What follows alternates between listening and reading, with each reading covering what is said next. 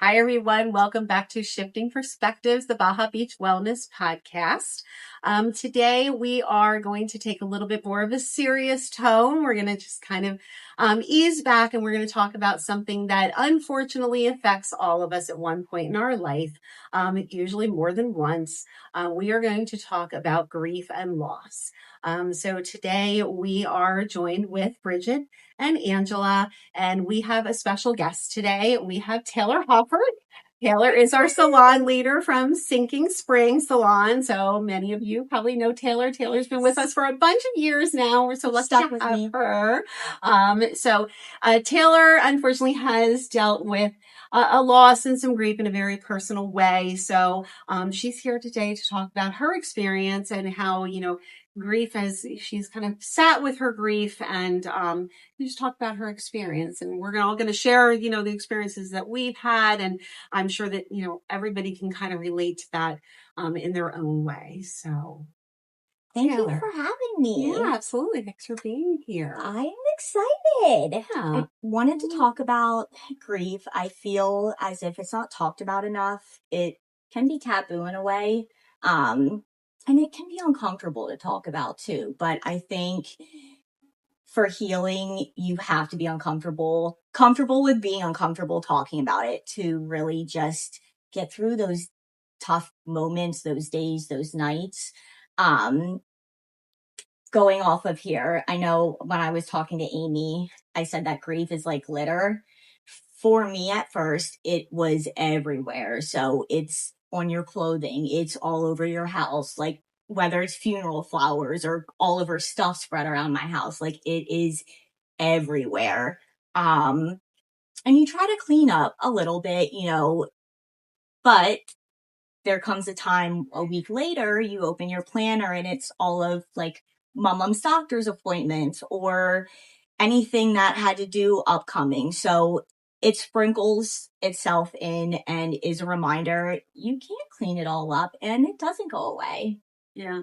And that can be tough to process, but it's also, I feel like it's also comforting because it serves maybe if I have a crazy day and I haven't thought about her or I see something, it reminds me and then I get to think about her. Mm-hmm. You feel like she's with you kind of. Yeah, In that way. Yeah. I mean, I always wear her ring. Her and my pop-up were married for 58 years. So I always try to keep something with her on me. I'm in her sweater today. So I try to keep it special. I feel like it was healing and comforting for me, might not be for everyone else. I know every loss is different. That has helped me a lot though. Just little things. Yeah. Keeping her sweater, clothing, pictures, sunflowers all over my house, cardinals. Yeah. I feel like a lot of people, you kind of have that one little object you said, like the cardinals, the sunflowers and that, you find like a little object that sort of reminds you of that person and it pops up, from time to time. Yeah. Yeah. And it's nice. It's healing in that way. Mm-hmm. Mm-hmm. Do you find, they often talk about the stages of grief, anger or, did you find any of that you've gone through those different stages people talk about? I feel like I go through those stages every other day at different points. I feel sometimes I get frustrated with myself that I still get angry or feel angry. Here come the tears. And I felt, it was hard because I felt like I was angry with God, but I can't be like, it's life. Yeah. You can't have birth and not have that. But I think, again, every loss is different. When I lost my pop-up, it was hard, but I think how involved I was, like taking care of her made it even, harder, like to process and like go through that. Right. But I still get moments like I'm angry because for a while there, like how the doctors talked, I was expecting her to get better. And then, she was doing treatments and I had surgery and it was in the clear. And it just all of a sudden, it was one day I found out it spread and she was passing. She was getting ready. So, I feel like I go through the emotions maybe not all 5 of them, but I go through some of them every day. I think. Yeah. And it can be, I would just be patient with yourself in those moments. I was getting very frustrated. I felt like it was unproductive for me. As being a Capricorn, I need to be on the go and trying to get things done.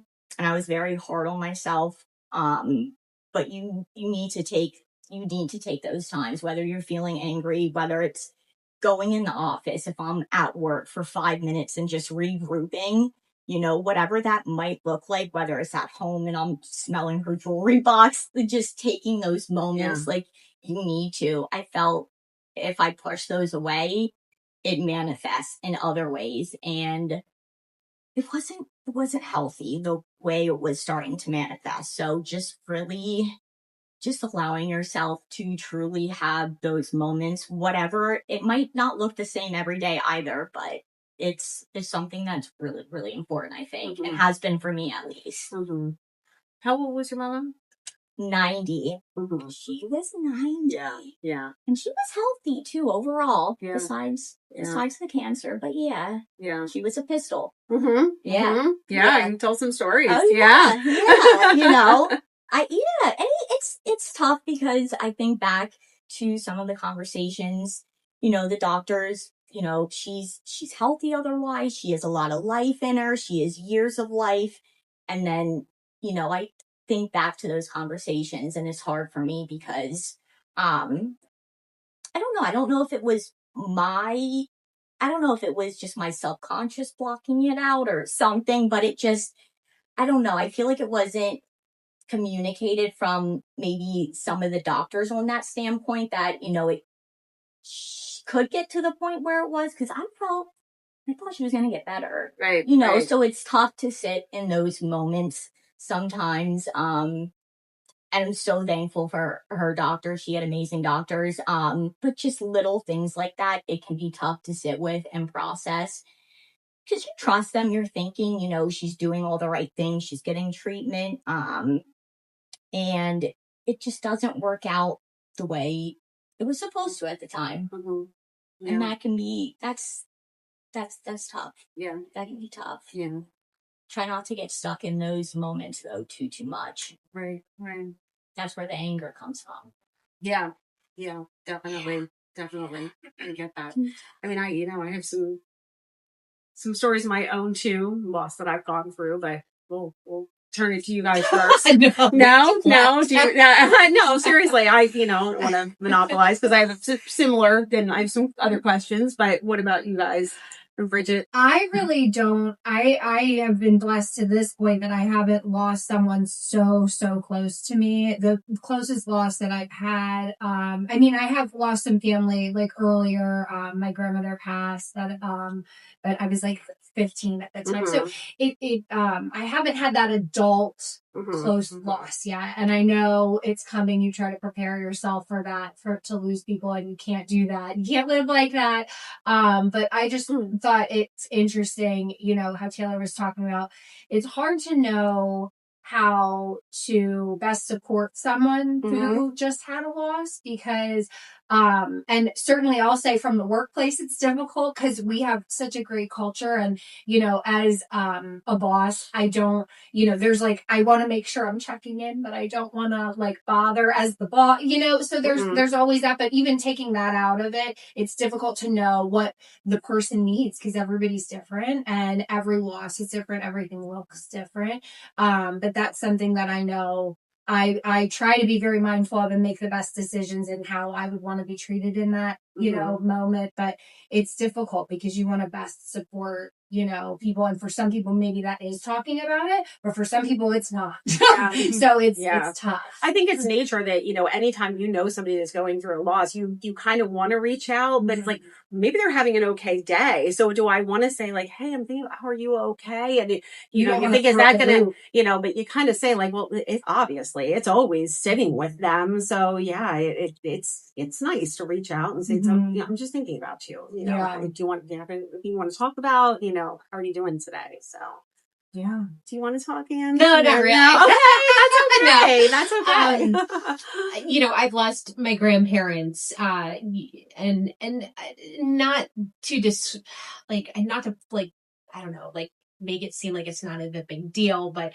my grandparents lived very fulfilled lives. I believe they were in their late 70s, early mid 80s. But really, I never experienced grief up until my stepfather passed a little over a year ago.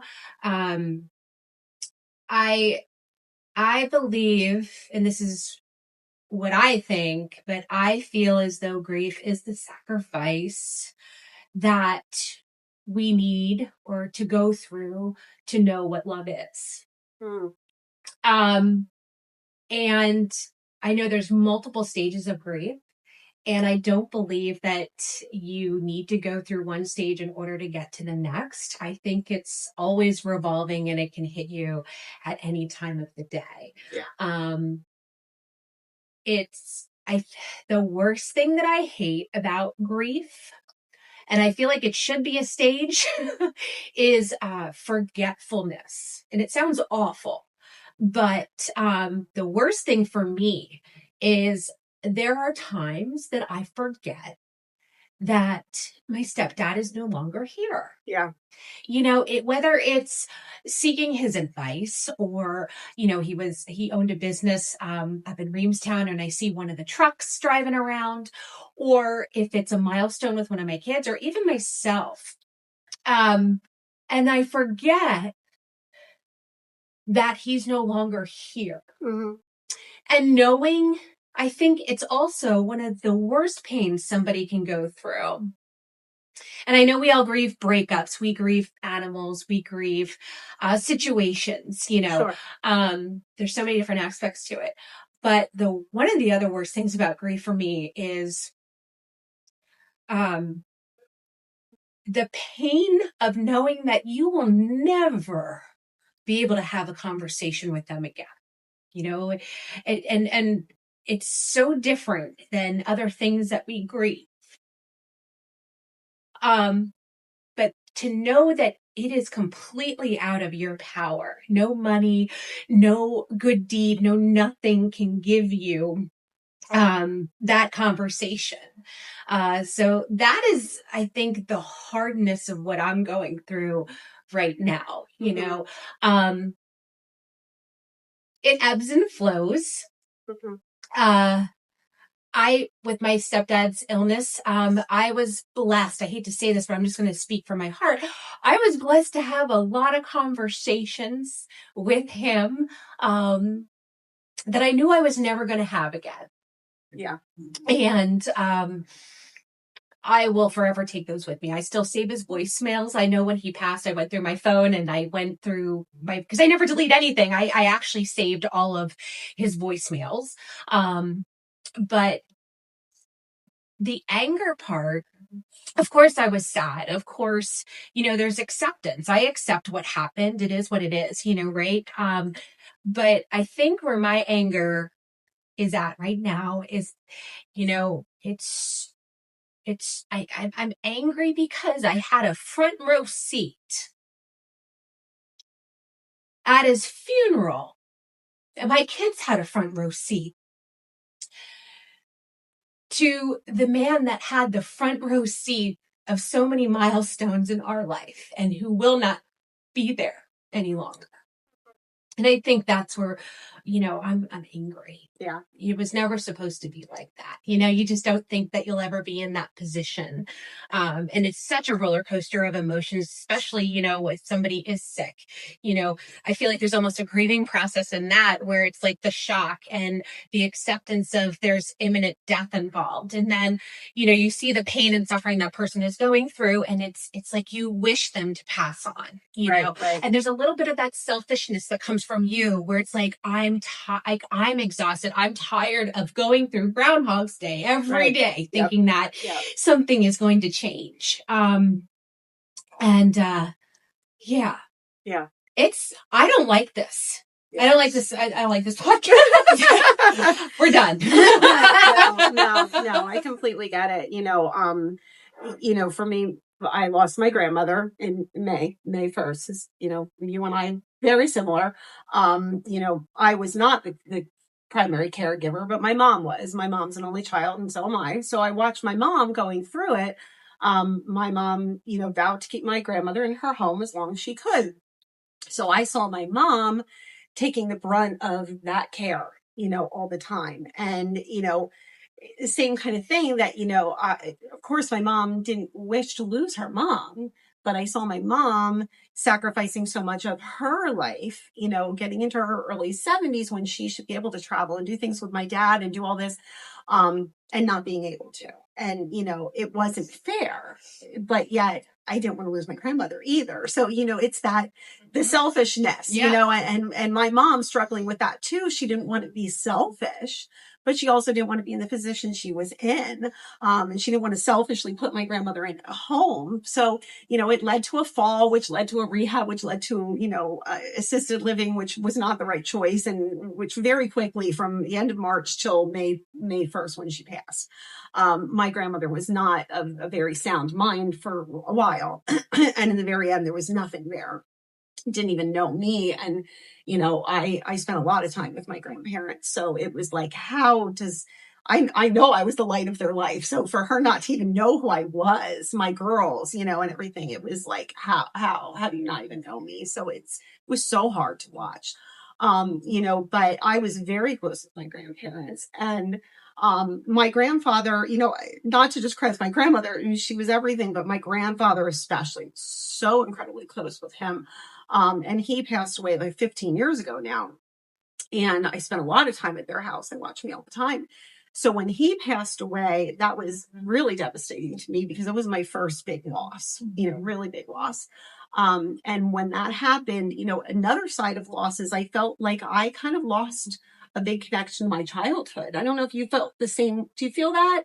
Yes. Yeah. And it's tough. Like you feel like that part of you is gone almost. It's really weird. Yeah. And not that I strictly remember Mo or my grandmother as being ill, but it's hard to think back to like how I remember and recall my childhood with like watching what like I had to go through for that week or it was months.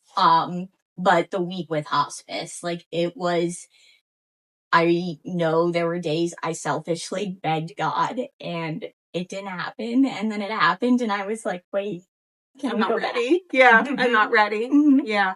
Yeah. It's tough. Because you don't want to be selfish, but I wasn't sleeping. I had alarm set every 2 hours for medicine. I had hives. Like it was bad.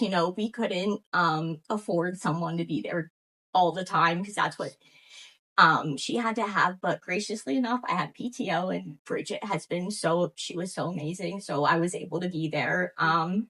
I ate, I slept there. I didn't leave her side. She came home Monday and then passed Thursday. And it was just, it's tough. And I vividly know, like my dad, he came by the one Thursday morning and he was like, because we would take like breaks to try to nap here and there. And he was like, she was really quiet the last couple hours. And I thought that's a weird statement to say. Like, just out of all of the things going on, like, it was just a weird statement. And then, like, 3 hours later, it happened. Yeah. So it just, like, you beg for it to happen in certain moments because I don't know how much I can keep doing this. Right. But when it happens, it's awful. Yeah. Yeah. But I find comfort in knowing that she knew love unconditionally in those last moments. Yeah. And I'm so thankful I was able to be there. But it's hard. I feel like I lost a part of me that day. Yeah. Yeah. Some of my purpose, I feel like for a while, my purpose was like work and mom. Like I made it a part of my life, like calling her, going to the store. I was the only one that knew like her pills. Like, so it was I felt like for a little while I lost my purpose. So it can be tough. Yeah. I think that's what my mom's been going through, that she feels like, she didn't want that to be such part of her life, but yeah, now what is she doing with her? Like she's trying to find that balance, but it can be tough. Yeah. Just trying to, be okay with who you are now after the loss, and just even little things like my dad, like he's like, I've never really seen him cry or sad. And, he has days where he's like, I wish I could pick up the phone. And like, that's hard for me to hear because I know he wants to pick up the phone. And, so it's tough to see the people around you too going through it. Yeah. Yeah, it is. And that whole thing, we actually, my husband and I were just on some ancestry last night, and we found some things, and it's like I want to be able to like pick up the phone and I want to ask questions, and I'm like, oh yeah, I can't, and there's certain things that I remember, and it's like tough. Yeah, I could, my grandmother probably wouldn't remember, but my grandfather would, because he remembered everything. And it's like, there's that whole thing, you can't pick up the phone. And we think about, all the things that they didn't know, and they didn't get to see, the graduations and the weddings and the births and the grandbabies. It's hard. Yeah. You feel like you lost all of that. And, when she passed, then that house, the connection, the house was gone for me. But luckily my youngest daughter purchased the house. So now she's living there. So the house is still, and that was a big part for my mom and for me. But there's another side of loss there because she was my last in the nest. So I lost that. So that's a different type of grief. We talk about, grief of the loss of with death, but you lose, like I said, that connection to your childhood. We have you have loss of friendships. You have loss of your job. You have loss of, your children moving on to college, moving out of your house. There's a lot of different things you can grieve. We've all talked a lot about menopause. So you kind of lose the person you used to be. You lose your youth, and so I'm, dealing even with that part of, losing my child.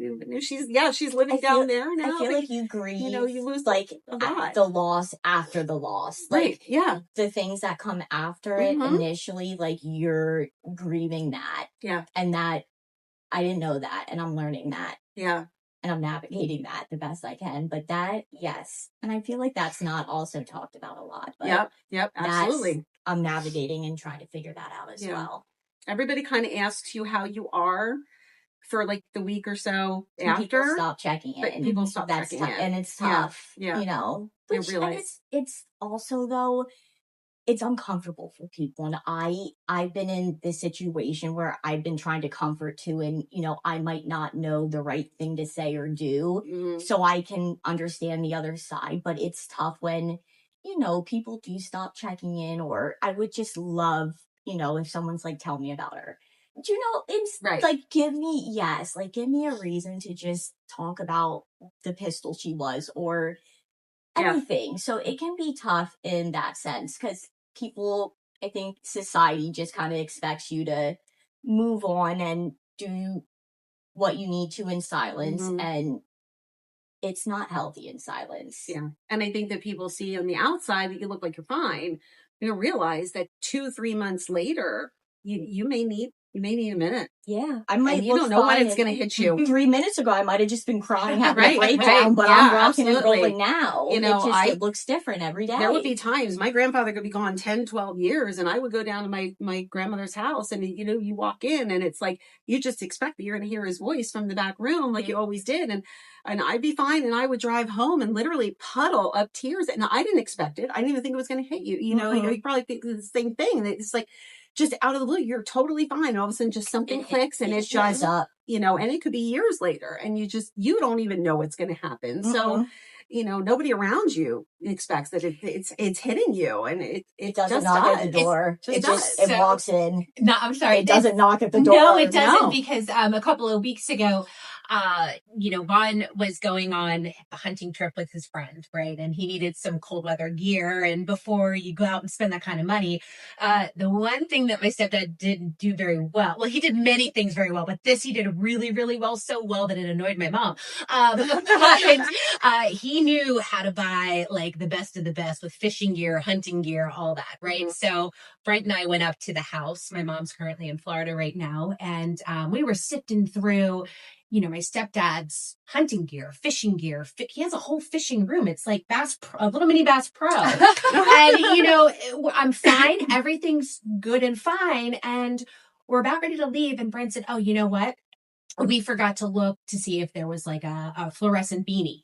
Mm-hmm. And I'm like, oh, I know exactly where they are. So I went in the laundry room and I pulled down the bin, and it was all of his beanies and his hats. And I just lost it, and I'm just like, what?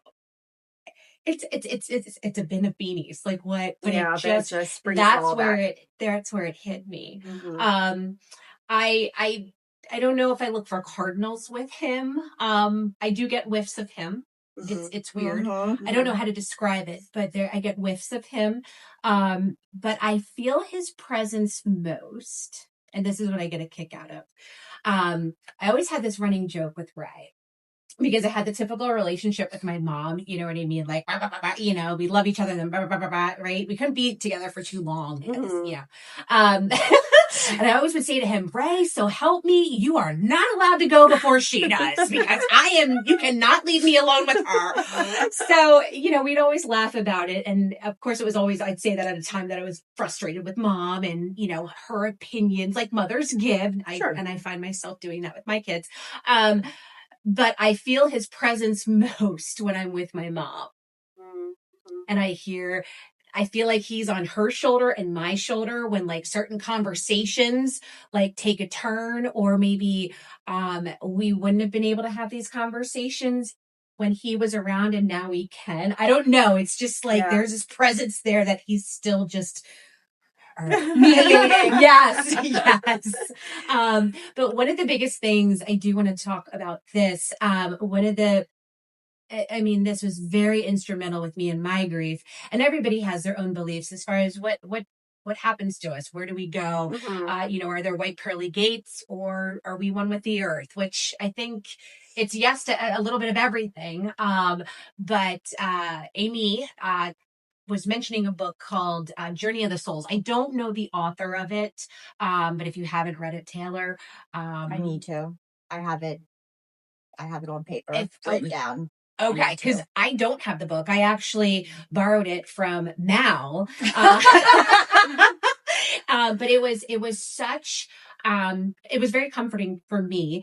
I got through the first 2 chapters. I actually had to put it down because it was just realistic about what I experienced. And it talks about our souls, whether you believe or not.